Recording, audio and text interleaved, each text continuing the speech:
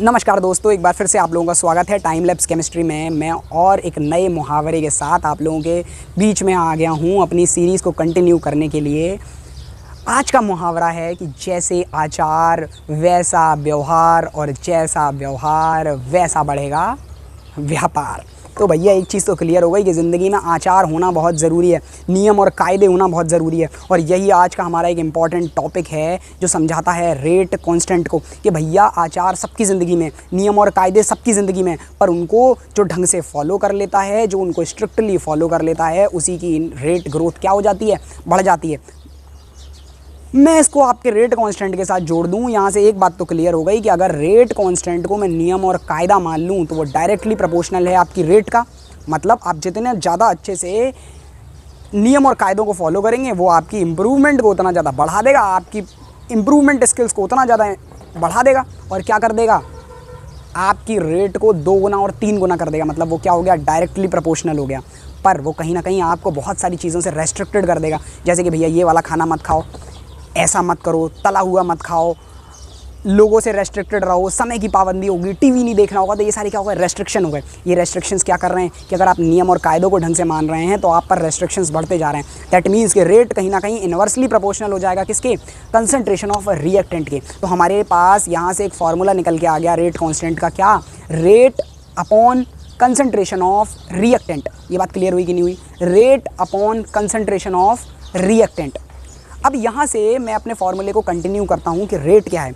Rate क्या है भैया, रेट का मतलब है हम किसी की इनकम ग्रोथ कैसे निकाल रहे थे, हम इनकम ग्रोथ कैसे निकाल रहे थे, हम कह रहे थे कि एक पर्टिकुलर टाइम में वो कितने रुपए कमा रहा है। मतलब अगर एक महीने में उसकी सैलरी 15,000 है तो उसकी ग्रोथ रेट क्या है, 15,000 हो गई। ठीक है कि वो 15,000 कमा रहा है, फिर 30,000 कमा रहा है, तो वो क्या हो रहा है, 2 गुना 3 गुना करता चला जा रहा है। ये उसकी रेट ग्रोथ हो गई। ऐसे ही जब हम रेट ऑफ रिएक्शन निकालते हैं तो वो डिपेंड करता है किस पर, वो डिपेंड करता है कंसंट्रेशन पर और टाइम पर। तो रेट का फॉर्मूला क्या आ गया, कंसंट्रेशन अपॉन टाइम।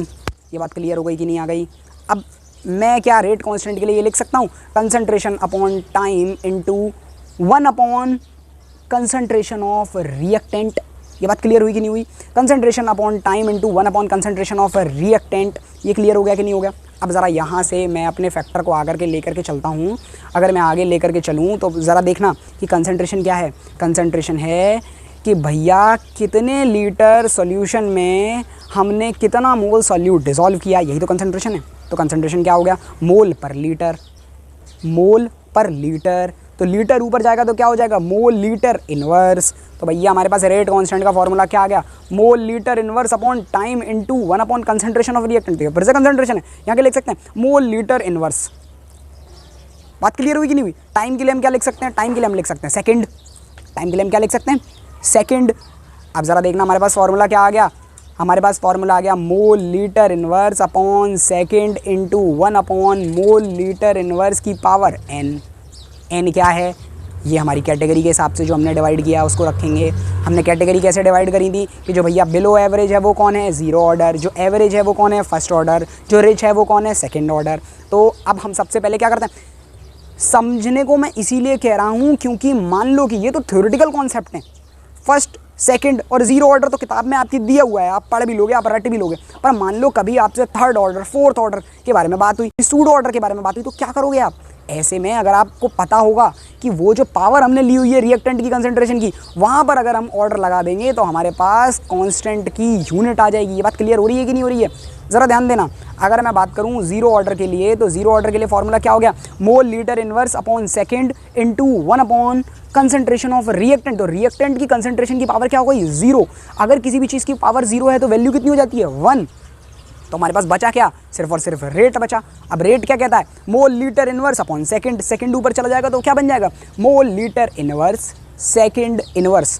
तो 0 ऑर्डर के लिए रेट कांस्टेंट की यूनिट क्या आ गई, mole litre inverse second inverse. Clear हो रही है ये बात कि नहीं हो रही है। अब चलते हैं हम ऐसे ही फर्स्ट ऑर्डर की तरफ। अगर मैं फर्स्ट ऑर्डर में कंसंट्रेशन ऑफ रिएक्टेंट की पावर 1 कर देता हूँ तो वैल्यू क्या आ जाएगी, mole litre inverse upon second inverse into 1 upon mole litre inverse. Mole litre inverse से मोल लीटर इनवर्स क्या हो जाएगा, कैंसिल कर जाएगा। तो बचेगा क्या, सिर्फ और सिर्फ सेकंड, वो भी कहाँ, डिनोमिनेटर में। तो अगर मैं उसे न्यूमरेटर में लेकर के जाऊँगा तो यूनिट क्या आ जाएगी, सेकंड इनवर्स। बात क्लियर हो रही है कि नहीं हो रही है। फर्स्ट ऑर्डर रिएक्शन के लिए जो यूनिट आई रेट कांस्टेंट की वो क्या आई, सिर्फ सेकंड इनवर्स। अब मैं यही चीज़ कहाँ पर लेकर के चलूँ, मैं यही चीज़ लेकर के चलूँ सेकंड ऑर्डर के लिए, तो सेकंड ऑर्डर के लिए क्या हो जाएगा, हम फिर से जो रिएक्टेंट का कंसंट्रेशन है उसकी पावर 2 कर देंगे।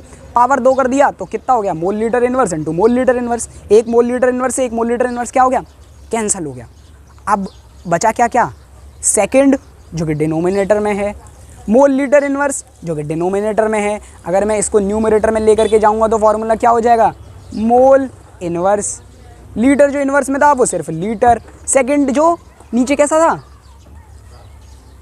पावर में था, मतलब 1 था, तो ऊपर जाकर के कैसा हो जाएगा, -1 आ जाएगा। तो फॉर्मूला क्या आ गया, mole inverse litre second inverse. तो ये बात क्लियर हुई कि रेट कांस्टेंट कैसे आया।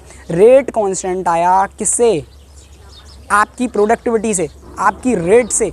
और इसको अगर हम अप्लाई करें कहाँ, अपने मुहावरे में कि जैसा आचार वैसा व्यवहार और वैसा ही बढ़ेगा व्यापार। सेम चीज़ यहाँ हो गई कि भैया अगर आप अपने कांस्टेंट पर ध्यान दे रहे हो, आप नियम और कायदों पर ध्यान दे रहे हो, तो जैसे आप स्ट्रिक्टली उनको फॉलो करते चलोगे, मतलब अगर वो तो कांस्टेंट है यहाँ पर कि भैया वो तो आपकी ज़िंदगी में रहेंगे ही रहेंगे, वो डायरेक्टली प्रोपोर्शनल है आपके रेट के साथ, इन्वर्सली प्रोपोर्शनल है आपके कंसंट्रेशन ऑफ रिएक्टेंट के साथ। ये बात क्लियर हुई कि नहीं हुई, रेट कांस्टेंट समझ में आया कि नहीं आया, यूनिट की वैल्यूज समझ में आई कि नहीं आई। अब ध्यान रखो इन सभी चीज़ों को, अगर पेपर में आए तो इसको छोड़ करके मत आना, क्योंकि नीट और आईआईटी जैसे एग्ज़ाम्स में कई बार डायरेक्टली पूछते हैं, डायरेक्टली ऑप्शंस दे देंगे 4 उसमें, और आपको कहेंगे कि भैया इसमें से सिलेक्ट करो और आंसर बताओ। बात समझ में आ रही है कि नहीं आ रही है, आपको इसमें कन्फ्यूज़ नहीं होना है आप बिल्कुल भी, ठीक है। अब मैं अपने नेक्स्ट वीडियो में लेकर के आऊँगा कि किस तरीके से इनके डेरिवेशंस करे जाते हैं, तो उसके लिए लाइक कर लो, सब्सक्राइब कर दो और भैया बेल आइकन दबा देना, जिससे पहुंच जाए आप तक क्या, हमारी वीडियो। क्योंकि हमारा एक ही मेन मोटिव है कि चीज़ों को सिर्फ और सिर्फ समझो, रटो मत।